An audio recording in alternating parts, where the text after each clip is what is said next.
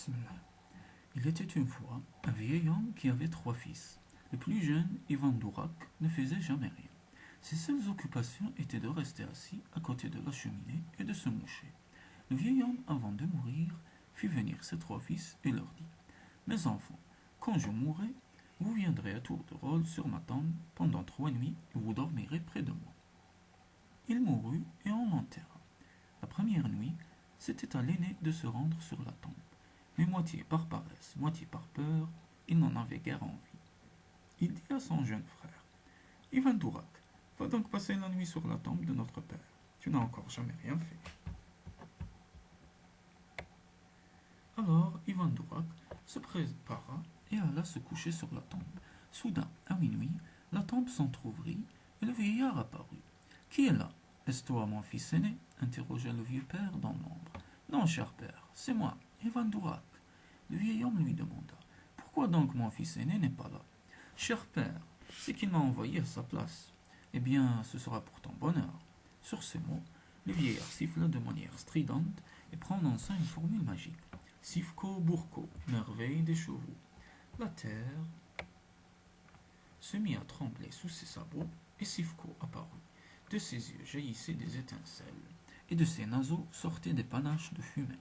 Voilà un bon cheval pour toi, mon fils. Et toi, mon cheval, je t'ordonne d'obéir à mon fils, ainsi que tu m'as toujours obéi, dit le vieillard, avant de redisparaître dans sa tombe. Ivan Dourak observa Sivko, le caressa et le laissa partir. Puis il rentra seul à la maison. Le lendemain matin, ses frères étaient curieux. Alors, Ivan Dourak, as-tu passé une bonne nuit? Très bonne, mes frères, très bonne. La nuit suivante, arriva le fils cadet ne voulait pas non plus passer la nuit auprès de son père.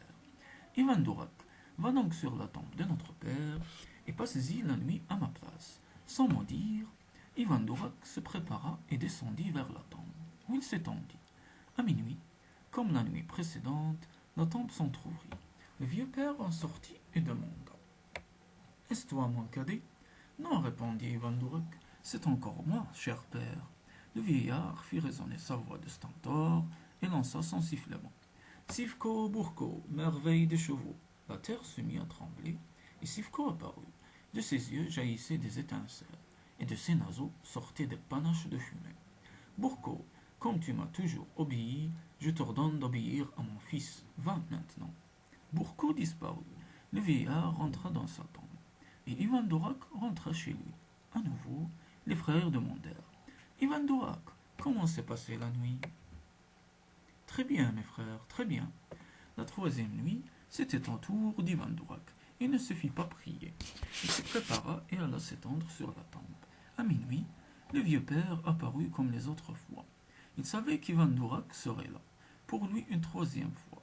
Il fit résonner sa voix puissante et lança son sifflement. Sivko Burko, merveille des chevaux. La terre se mit à trembler. Sivko apparut, de ses yeux jaillissaient des étincelles, et de ses naseaux sortaient des panaches de fumée. Burko, comme tu m'as toujours obéi, je t'ordonne d'obéir à mon fils. Ayant dit, le vieillard prit congé d'Ivan Dourak et se recoucha dans sa tombe. Ivan Dourak caressa le mot avec douceur et rentra seul à la maison. Encore une fois, ses frères l'interrogèrent. Ivan Dourak, comment s'est passée la nuit? Très bien, vraiment bien, mes frères. Le temps passa, les deux frères travaillaient et Ivan Dourak ne faisait toujours rien. Un jour, le tsar fit circuler un avis. Si un garçon était capable de décrocher le portrait de sa fille, tout en haut du mur de rondin de sa demeure, il lui donnerait sa fille en mariage. Les frères décidèrent d'aller voir qui pourrait bien attraper le portrait si haut placé. Ivan Dourak était là, assis près de la cheminée, et il leur dit: Mes frères, donnez-moi un cheval, n'importe lequel, que je puisse y aller moi aussi. Reste donc ici près de la cheminée, lui répondirent ses frères méchamment. Pourquoi irais-tu là-bas? Pour que tout le monde se moque de toi? Mais impossible de se débarrasser d'Ivan Dourak, qui insistait: Bon, pauvre sot, tu n'as qu'à prendre le jument à trois pattes. Et les frères partirent tous les deux. Ivan Dourak derrière traversa champs et prairies au milieu d'une grasse prairie. Il descendit de ce pauvre jument fatigué, lui retira ses harnais et s'éloigna après lui avoir accordé la liberté. Un peu plus loin, il se mit à siffler puis à crier d'une voix de stentor: Sivko Burko, merveille des chevaux. La terre trembla, et Sivko apparut. De ses yeux jaillissaient des flammes, et de ses naseaux sortaient des panaches de fumée. Ivan Durak grimpa dans une de ses oreilles pour manger et pour boire. Dans l'autre, il s'habilla avec une telle élégance que même ses frères ne pourraient pas le reconnaître. Puis il poursuivit son chemin sur sa monture avec le projet de s'emparer du portrait de la princesse. À son arrivée, il y avait une foule innombrable. On aperçut le jeune homme et on commença à le dévisager. Soudain, Ivan Durak prit son élan, bondit avec son cheval et ne rata le portrait que de la hauteur de 3 rondins de bois. On avait vu d'où il était venu, mais personne ne vit où il partit. Il abandonna son cheval en chemin et rentra seul à la maison pour s'installer auprès de sa cheminée. Les frères, à leur retour, racontèrent à leurs femmes le spectacle qu'ils avaient vu. Ah, il y avait un gaillard. Jamais de la vie nous n'en avions vu un pareil. Il n'a raté le portrait que de 3 rondins. Nous avons vu d'où il est venu, mais où est-il parti? Nous ne le savons pas. En tout cas, c'est sûr, il reviendra. Ivan Durak, au coin de sa cheminée, intervint. Et moi, n'étais-je point là-bas? Va-t'en, diable! Tu aurais mieux fait de rester à côté de ton feu et de t'occuper de ton nez. Le temps passa encore. Le tsar renouvela sa proposition. Les frères décidèrent de retourner là-bas. Et Ivan Durak les supplia à nouveau. Mes frères, je vous en prie, donnez-moi un cheval, n'importe lequel. Ils lui répondirent. Reste à la maison, idiot. Tu vas encore nous faire perdre un cheval. Mais encore une fois, ils ne purent le décourager. Et Ivan Durak partit sur une jument boiteuse. À nouveau, en chemin, il lui rendit la liberté. Puis, après un sifflement strident, il prit une voix de stentor. Sivko Burko, merveille des chevaux. La terre trembla, et Sivko apparut. De ses yeux jaillissaient des flammes, et de ses naseaux sortaient des panaches de fumée. Ivan Durak grimpa dans son oreille droite pour s'y vêtir, et passa dans la gorge pour se faire élégant. Puis il se remit en selle. Cette fois, il ne rata le portrait que de 2 rondins de bois. On avait bien vu d'où il était venu, mais personne ne savait où il s'en est allé. Il abandonna son cheval et rentra à la maison à côté de sa cheminée. Les frères s'exclamèrent en rentrant. Le même gaillard est venu. Il n'a raté le portrait que de 2 rondins. Ivan Durak leur demanda.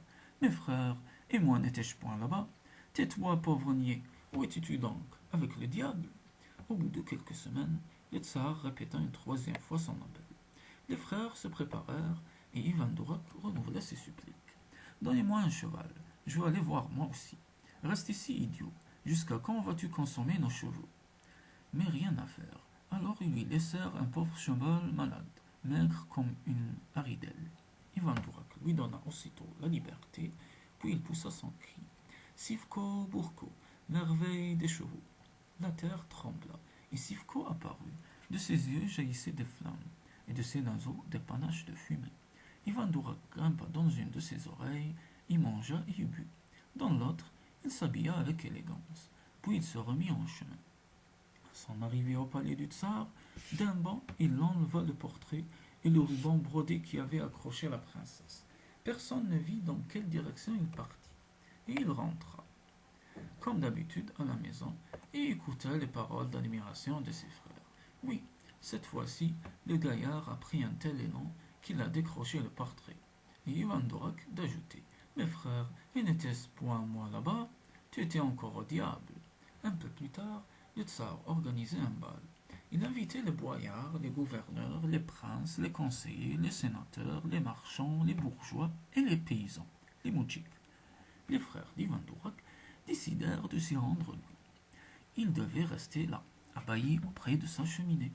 La fille du tsar, pleine de gentillesse, accueillit les invités, leur apportait de la bière, attentive à voir l'un d'eux arborer son ruban brodé. Mais en vain, et elle ne vit pas Ivan Durak non plus. Les invités se dispersèrent. Le lendemain, le tsar donnait un nouveau bal. Toujours impossible de trouver celui qui avait pris le ruban. Le 3e jour, la princesse apportait encore elle-même la bière aux invités. Elle veilla à n'en pas oublier un seul, mais aucun n'avait son ruban brodé. Alors elle pensa tristement que son fiancé n'était pas là. Puis elle regarda à côté de la cheminée et aperçut Ivan Durak. Ses habits étaient dégueulis, couverts de noir de fumée, et ses cheveux étaient ébouriffés. Il lui versa tout de même un verre de bière et le lui apporta. Les frères regardaient et pensaient, comment une telle princesse peut-elle porter de la bière à un tel misérable? Ivan Durac but jusqu'à la dernière goutte et sortit de sa poche le ruban brodé pour essuyer ses lèvres. En apercevant son ruban, la princesse éclata de joie. Elle prit Ivan Durac par la main pour le présenter à son père. Père, voilà mon fiancé. Les frères enragés, le cœur transpercé par le poignard de la jalousie. Qu'est-ce que c'est que cette princesse? Elle a perdu la tête, elle prend pour fiancé un imbécile, pensait-il. Les discussions furent brèves et le festin du mariage délicieux. Notre Ivan Durac changea de nom pour s'appeler Ivan, le gendre du tsar. On lui apprit les meilleures choses. On le nettoya et on en fit un joli gaillard. Parmi les gaillards, on ne le reconnaissait plus. C'est alors que ses frères comprirent qu'est grand celui qui sait respecter les volontés de son père.